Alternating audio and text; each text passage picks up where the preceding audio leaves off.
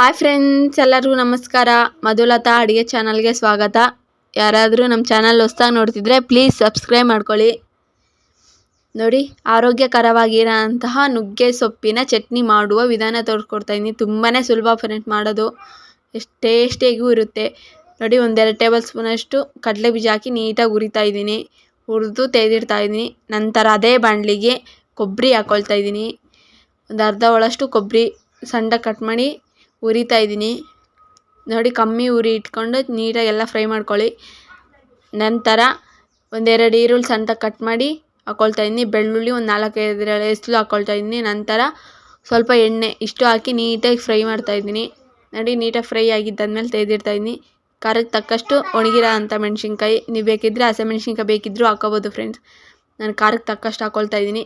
ಮಕ್ಕಳಿರೋದಕ್ಕೋಸ್ಕರ ಸ್ವಲ್ಪ ಕಮ್ಮಿ ಹಾಕ್ಕೊಳ್ತಾ ಇದ್ದೀನಿ. ಮಕ್ಳು ತಿಂತಾರಲ್ಲ, ಹಂಗಾಗಿ ಸ್ವಲ್ಪ ಕಮ್ಮಿ ಹಾಕ್ಕೊಳ್ತಾ ಇದ್ದೀನಿ ಮೆಣಸಿನ್ಕಾಯಿ. ನೋಡಿ, 1-2 ಟೇಬಲ್ ಸ್ಪೂನಷ್ಟು ಎಣ್ಣೆ ಹಾಕಿ ನುಗ್ಗೆ ಸೊಪ್ಪು ಒಂದು ಹಿಡಿ ತಗೊಂಡಿದ್ದೀನಿ. ನೀಟಾಗಿ ಕಟ್ ಮಾಡಿ ನೀಟಾಗಿ ತೊಳೆದು ನುಗ್ಗೆ ಸೊಪ್ಪನ್ನ ಹಾಕ್ಕೊಳ್ತಾ ಇದ್ದೀನಿ. ನುಗ್ಗೆ ಸೊಪ್ಪು, ಕೊತ್ತಂಬರಿ ಸೊಪ್ಪು ನೀಟಾಗಿ ಬಾಡಿಸ್ಕೋಬೇಕು ಫ್ರೆಂಡ್ಸ್. ನೋಡಿ, ನೀಟಾಗಿ ಎಲ್ಲ ಬಾಡಿಸ್ತಾ ಇದ್ದೀನಿ. ಚೆನ್ನಾಗಿ ಫ್ರೈ ಆಗಿದ್ದಾದಮೇಲೆ, ಮುಕ್ಕಾಲು ಭಾಗ ಬೆಂದಿದ್ದಾದಮೇಲೆ ಈಗ ಹುಣ್ಸೆಹಣ್ಣು ಹಾಕ್ಕೊಳ್ತಾ ಇದ್ದೀನಿ. ನೋಡಿ, ಹುಣ್ಸೆಹಣ್ಣು ಹಾಕೊಂಡು ನೀಟಾಗಿ ಎಲ್ಲ ಫ್ರೈ ಮಾಡ್ತಾಯಿದ್ದೀನಿ. ನೋಡಿ, ಇಷ್ಟು ಫ್ರೈ ಆಗಿದೆ. ಹಿಂಗಾದರೆ ಚೆನ್ನಾಗಿರುತ್ತೆ ಫ್ರೆಂಡ್ಸ್.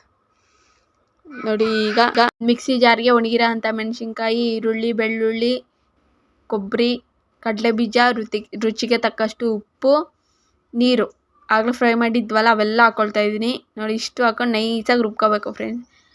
ನೋಡಿ, ಈಗ ಕೊತ್ತಂಬರಿ ಸೊಪ್ಪು, ನುಗ್ಗೆ ಸೊಪ್ಪು, ಹುಣ್ಸೆಹಣ್ಣು ಆಗಲೇ ಫ್ರೈ ಮಾಡಿದ್ವಲ್ಲ ಅದನ್ನು ಹಾಕ್ಕೊಳ್ತಾ ಇದ್ದೀನಿ. ಹಾಕೊಂಡು ನೀಟಾಗಿ ರುಬ್ಕೊಳ್ತಾ ಇದ್ದೀನಿ. ನೋಡಿ, ನೈಸಾಗಿದೆ. ಈ ಚಳಿಗಾಲದಾಗ ಸೂಪರಾಗಿರುತ್ತೆ ಫ್ರೆಂಡ್ಸ್ ಈ ಗೊಜ್ಜು. ತುಂಬಾ ಒಳ್ಳೆಯದು ಮಕ್ಕಳಿಗೆ. ಈ ಥರ ಮಾಡಿ, ಟೇಸ್ಟು ಸಖತ್ತಾಗಿರುತ್ತೆ. ಆರೋಗ್ಯಕ್ಕೂ ತುಂಬಾ ಒಳ್ಳೆಯದು. ಇಷ್ಟ ಆದರೆ ಸಬ್ಸ್ಕ್ರೈಬ್ ಮಾಡ್ಕೊಳ್ಳಿ ಫ್ರೆಂಡ್ಸ್.